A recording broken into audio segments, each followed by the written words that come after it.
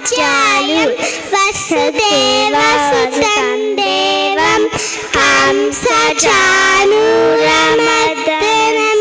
देवकी परमानन्दं कृष्णो वन्दे जगद्गुरुं सर्वोपनिषदो गावो तोब्दा गोपालनन्दनः पाठो वद्दसुति तोब्दा गीतामृतं महतः अतः प्रथमाध्यायः अर्जुनविषादयोगः